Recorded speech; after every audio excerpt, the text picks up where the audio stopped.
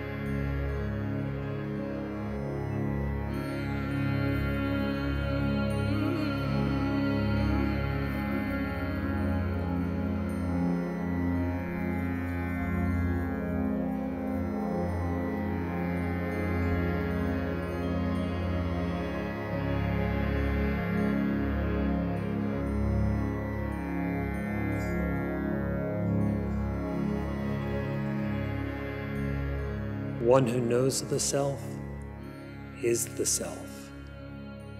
Another one does not know the self. The self knows the self. Brahman knows Brahman.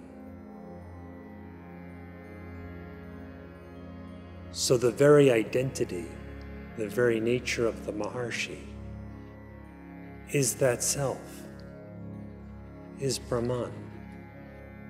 Not merely an individual who knows about it, but rather he knows and is what he knows. He reveals the truth. He reveals himself. He reveals a spiritual practice that awakens one to truth. He is the power himself within that practice.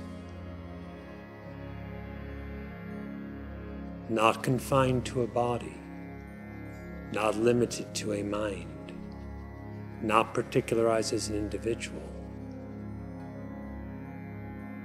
He is just as he is, the self that dwells in the hearts of all.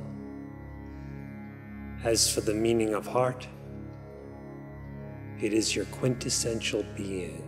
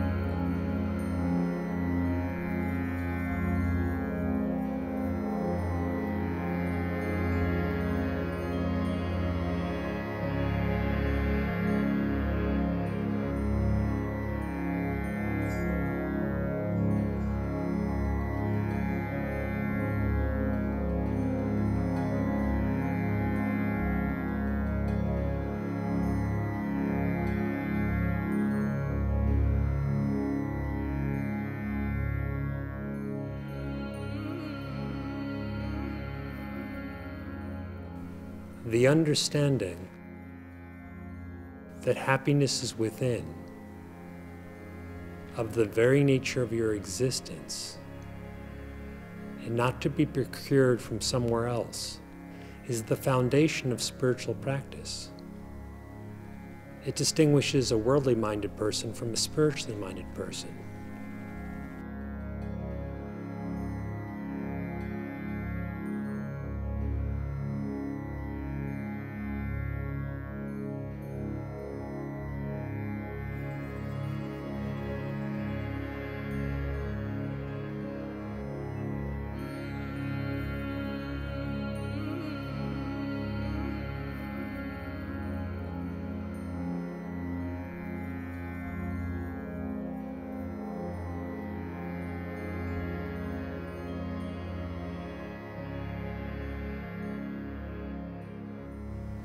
Sri Bhagavan says, "Every living being longs always to be happy, untainted by sorrow. And everyone has the greatest love for himself, which is solely due to the fact that happiness is his real nature. Hence, in order to realize that inherent and untainted happiness, which indeed he daily experiences when the mind is subdued in deep sleep, it is essential that he should know himself. For obtaining such knowledge, the inquiry, 'Who am I?' in quest of the self, is the means par excellence."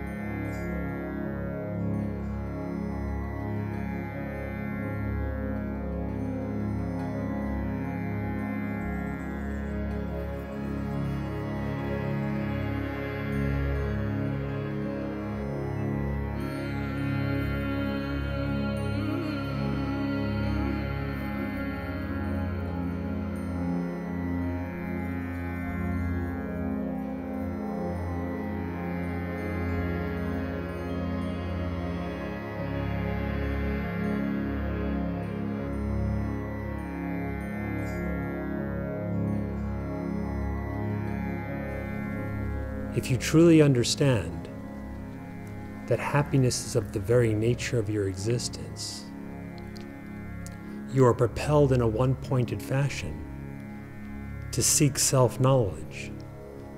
All the emphasis, all the intensity, all the energy that was put into ever so many desires throughout life focuses on one point. That point is within yourself.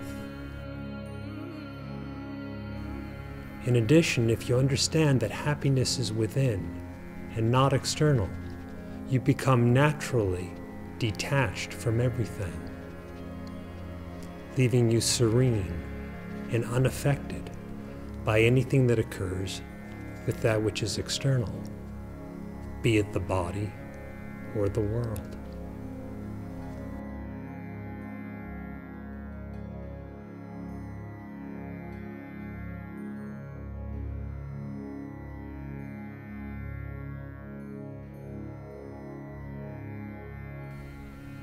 By whatever means you attempt to secure happiness, in the end you must come around to finding it within.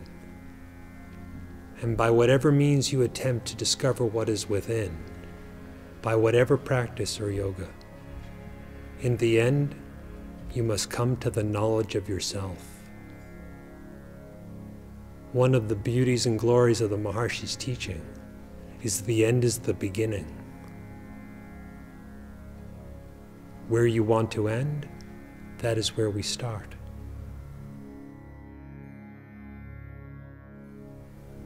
It is none other than the existence known as the Self. The inquiry as to who you are alone does not include the various dualisms that one intends to transcend.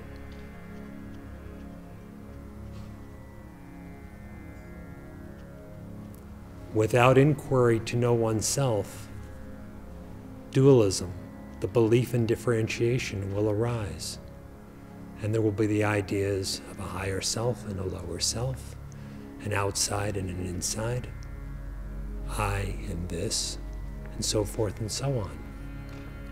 Inquiry does not include any of that right from the start, but questions the very root. Who am I?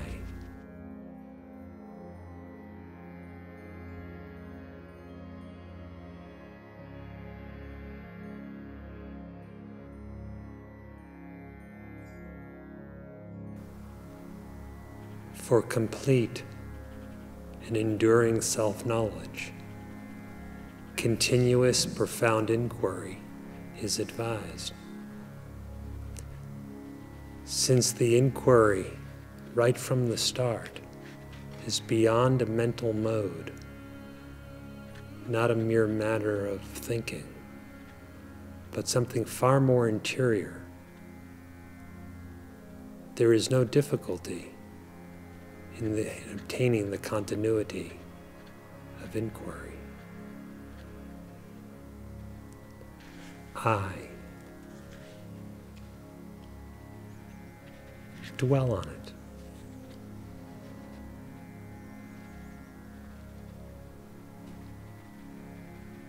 If you try to think of it, that's all right. It won't be it itself. No problem. Keep dwelling on it. Destroying that which never has been, revealing that which always is and alone is.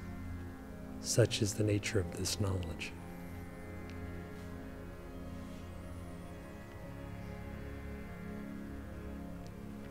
Go on happily inquiring until there's no doubt about it.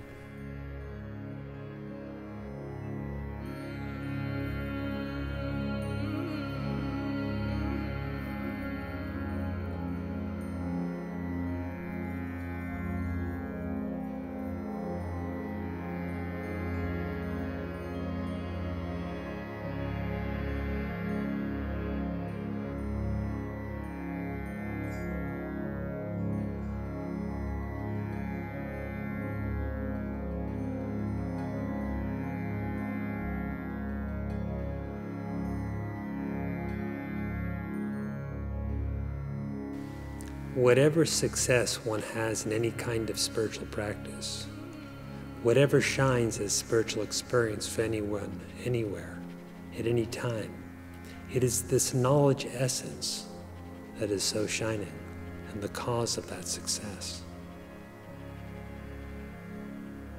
Inquiry consists of the knowledge pure, illuminating itself.